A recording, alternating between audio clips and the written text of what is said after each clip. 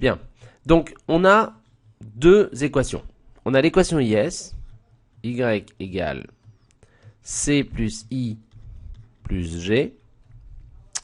Y égale C de YD, donc Y moins T. Ça, ce serait dans le cas où les impôts sont forfaitaires, plus C0 plus I, qui est une fonction du taux d'intérêt négative, plus G, G0, hein, ça c'est donc une composante exogène comme C0. Donc on a cet équilibre-là sur le marché des biens et services, et on voit que cet équilibre-là dépend de quoi? Eh bien, il y a deux variables qui sont le revenu et le taux d'intérêt. Vous voyez, le reste, ce sont des paramètres exogènes. Ici, on a la consommation qui est fonction du revenu. Ici, on a l'investissement qui est fonction du taux d'intérêt. Et puis, on a un équilibre sur le marché de la monnaie, dans lequel on a quelque chose comme MO, l'offre de monnaie, qui doit être égale à la demande de monnaie. Une demande de monnaie pour motif de transaction, plus une demande de monnaie pour motif de spéculation. Et on pourrait mettre un paramètre exogène, L0, qui nous donne une ordonnée à l'origine. Donc vous voyez, le modèle ISLM, c'est la rencontre de ces deux équations-là, l'équation sur le marché d'équilibre sur le marché des biens et services et l'équation d'équilibre sur le marché de la monnaie, sachant que ces deux marchés sont donc en interaction. C'est-à-dire que si vous avez une variation sur le marché des biens et services, eh bien, il va y avoir un effet déstabilisateur, soit sur le revenu, soit sur le taux d'intérêt, qui va changer la demande de monnaie sur le marché de la monnaie, et donc changer l'équilibre du marché de la monnaie qui fixe le taux d'intérêt. Et le taux d'intérêt, évidemment, ça a un effet retour sur le marché des biens et services, puisque le taux d'intérêt détermine l'investissement. Et donc, il y a un va-et-vient entre le marché de la monnaie et le marché des biens et services, jusqu'au moment où on arrive à un équilibre. Et cet équilibre, il est caractérisé par quoi? Il est caractérisé par des valeurs du revenu et du taux d'intérêt, puisque ce sont les deux variables que l'on considère dans ISLM. CF le graphique, hein, qui dépend du taux d'intérêt et du revenu.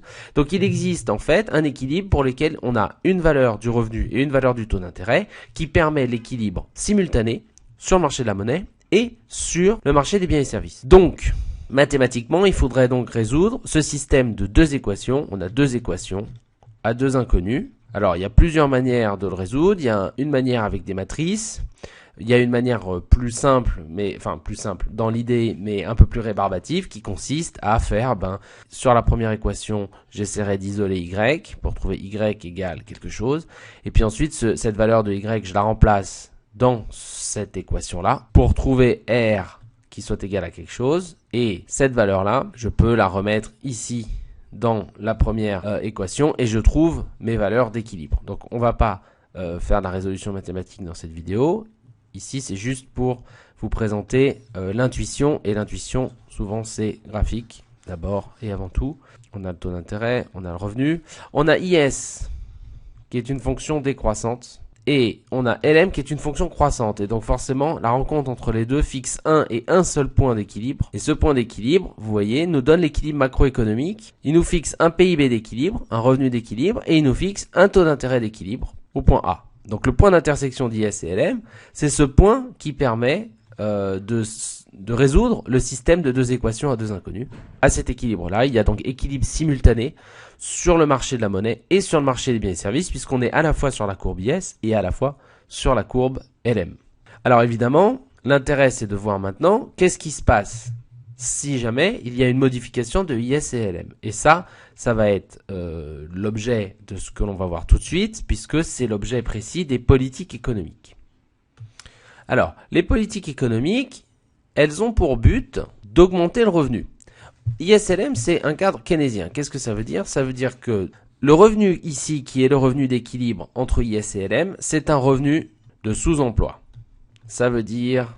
Alors là, je fais référence aux vidéos introductives sur la macroéconomie.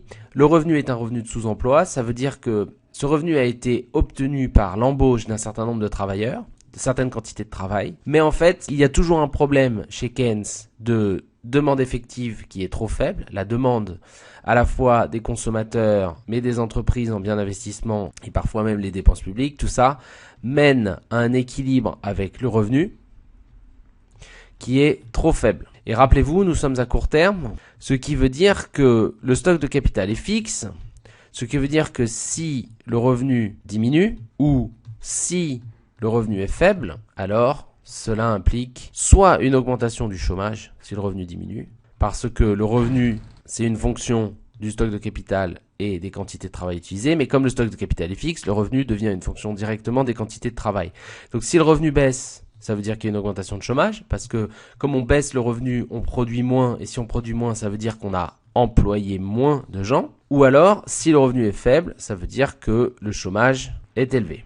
Donc, l'objectif de la politique économique, c'est d'augmenter le revenu national pour augmenter les quantités travaillées, puisque je vous rappelle que le revenu ne dépend uniquement des quantités travaillées.